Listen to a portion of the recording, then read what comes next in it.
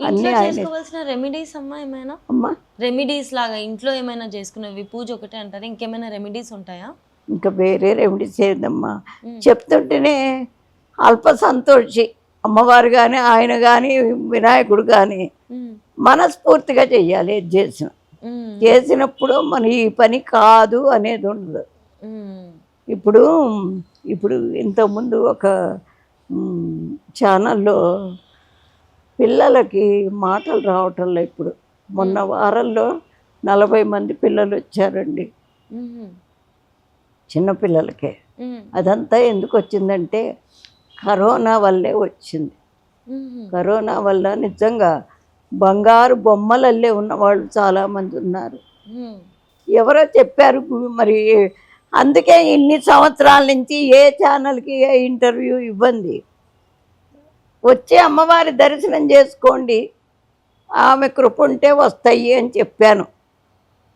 అది ఇప్పుడు ఏం చెప్పారు, ఆ గుళ్ళోకి వెళ్ళంగానే మాటలు వస్తాయిట, ఆ అమ్మగారు అదే ఏదో మంత్రం చెప్పంగానే వస్తాయిటని.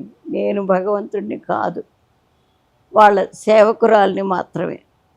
అంత స్తోమత మనకుంటుందా? హ్మ్. అయితే నేను చెప్పింది ఏమిటంటే బీజాక్షరం నాలుక మీద రాస్తానని చెప్పాను. హ్మ్. అట్లాగే రాశాను అనుకోండి, చిన్న పిల్లలు అసలు చాలా బాధేసింది నాకు. హ్మ్. అట్లాగే ఊరికే మూఢనమ్మకంగా చేయటం కాదు, దాన్ని తెలుసుకుని అనుకరిస్తే ఖచ్చితంగా ఫలితాలు ఉంటాయమ్మా. ఉండకుండా అస్సలు ఉండవు. అమ్మ, ఒక అమ్మవారిది మంత్రం ఏదైనా ఒకటి చెప్తారా అమ్మ? మంత్రాలు బయటికి చెప్పకూడదుగా అమ్మ. హ్మ్. అన్నిటికీ మూలానికి ఆ అమ్మవారే, లలిత అమ్మవారే. హ్మ్. లలితా సహస్రంలో ఉన్నటువంటి ఆ వాక్యాల్లో ఏదైనా ఒకటి, ఏది చదివినా అది మంత్రం కిందకి వస్తుంది. హ్మ్. ఆ లలితా సహస్రంలో ఏది చదివినా మంత్రం కిందకే వస్తుంది. కాకపోతే నేను గట్టిగా చెప్పేదంటే మనస్ఫూర్తిగా చెయ్యండి. హ్మ్. ఇప్పుడు నెలకొక 1,00,000 పుష్పార్చన చేస్తా ఇక్కడ. హుహు. ఎన్నో సంవత్సరాల నుంచి చేస్తున్నాం. 1,00,000 పుష్పార్చన చేస్తే ఎంత పుణ్యం ఉండాలి నాకు? హ్మ్. మనం అనుకుంటాం కదా, అవును. అమ్మో నెల నెల ఆవిడ అంత 1,00,000 పుష్పార్చన చేస్తుంది, ఎంత పుణ్యం సంపాదించుకుందో అని. ఆ. 1,00,000 పూలల్లో ఏ పువ్వు మీద నా మనస్సు నిలిచిందో అదే ఫలితం. హ్మ్. అది అది తెలుసుకోవాలి అందరూ.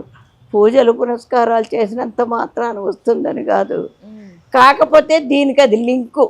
మనస్ఫూర్తిగా చేస్తే ఖచ్చితంగా పనులు జరుగుతాయని అది అందరూ తెలుసుకోవాలి, నేర్చుకోవాలి.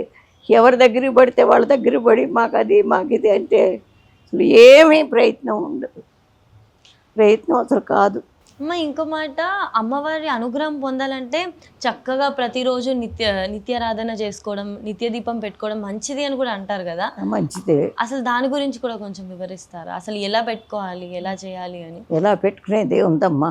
స్నానం మరి ఇవాళ రేపు అందరూ ఉద్యోగాలు చేస్తున్నారు, హ్మ్. మరి వాళ్ళకి టైం కావాలి కదా. హ్మ్. ఆ టైం లేకపోతే మరి చేయలేదే అని మనసు గుంజుతుంది. హ్మ్. మరి చేస్తేనే ఫలితాలు వస్తాయి. కాబట్టి ఒక వారం కరెక్ట్గా పెట్టుకోవాలి. హ్మ్. ఆ వారం రోజున ఇదిగో ఈ పూజ నేను చెయ్యాలి, మనస్ఫూర్తిగా చెయ్యాలి అని అనుకుని చేస్తే ఫలితాలు అవే వస్తాయి. అదొకటి. నువ్వు ఊరికే ఇష్టం వచ్చిన కోరికలు కోరకూడదమ్మా. మనకు అర్హత ఏముంది? ఇప్పుడు బిఏ చదివిన వాడు నాకు ఆఫీసర్ పోస్ట్ ఇవ్వాలంటే ఎట్టిస్తారు? ఇవ్వరు కదా. సో అది పెద్ద విషయం ఏం కాదు. ఇంట్లో మనం నార్మల్‌గా ఎప్పుడు ఎలా పెట్టుకుంటున్నామో అలాగే పెట్టుకుంటే సరిపోతుంది. మనస్ఫూర్తిగా. అదే ముఖ్యమైన విషయం అంటారు. అది అమ్మ, ఈ గౌరీ పూజ గురించి కూడా కాస్త చెప్తారా అమ్మ? గౌరీ పూజ అంటే మన ఈశ్వరుడి భార్య గౌరీదేవి. ఎట్లా కరెక్ట్గా విఘ్నాలు లేకుండా పని కావాలి అని వినాయకుడిని మనం ఎట్లా చేస్తామో ఈ గౌరీదేవి అంటే మాంగళ్యం కోసం చేస్తారు. అంటే ఎట్లాంటి వాడైనా కానీ మనం తిట్టుకుని కొట్టుకుని తాగి తందనాలు దొక్కినా గుళ్ళోకి రాగానే ఏం చెప్పుకుంటాం? నా పసుపు కుంకాలు తెల్లగా ఉండాలి తల్లి అనుకుంటాం. అది ఆ మంగళ గౌరీదేవి ఆవిడ ప్రసాదిస్తుంది. మనస్ఫూర్తిగా చేసుకుంటే వాళ్ళ అడ్డంకులన్నీ తొలగిపోతాయి. మరి మగవాళ్ళకి ఏమన్నా ఏంటి గొడవలు ఉన్నా అట్లాంటివన్నీ పోతాయి. పోతాయంటే తీసేసినట్టు పోవమ్మా. అదే ఒక దోవ దొరుకుతుంది, ఆ దోవన పడిపోతే కరెక్ట్గా పోతాయి అన్నీ. ఒక మార్గం దొరుకుతుంది అది అందుకే చక్కగా మనం గౌరీ పూజకి అందుకే అంత ప్రాధాన్యత ఉంది అంతే. అమ్మ అలాగే ఇప్పుడు ఇంట్లో ఇల్లాలు ఈ విధంగా ఉండాలని ఒక్కొక్కరు ఒక్కొక్కలా చెప్తా ఉంటారు కదా, మీ అభిప్రాయం ప్రకారం ఎలా ఉండాలి అంటారు? నా అభిప్రాయం ప్రకారం అంటే అమ్మవారే తన డ్యూటీని మనకిచ్చింది సగం.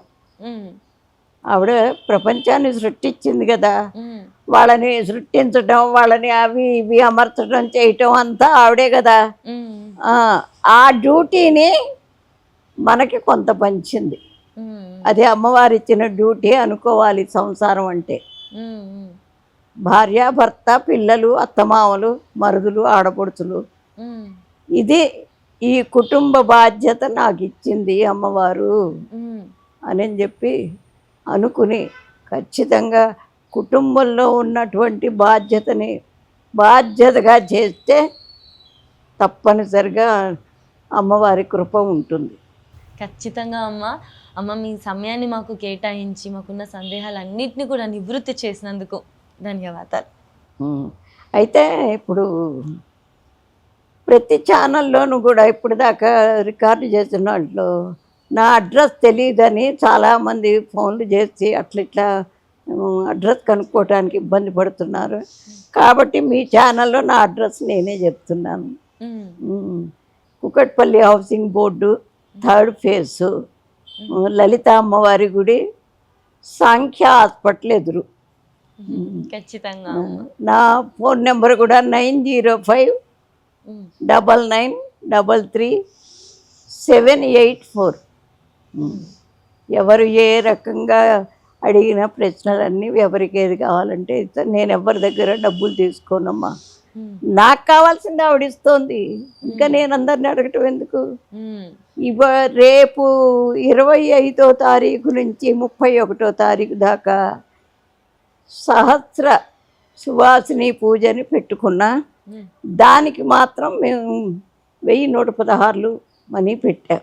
ఎందుకంటే వాళ్ళు ఎప్పుడైనా వచ్చి లలితా శాస్త్రం చదువుతూ ఉంటారు.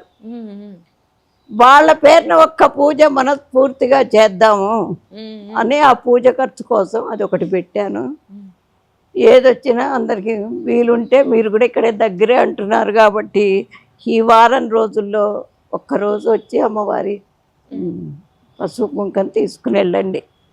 అది ధన్యవాదాలు. శుభం.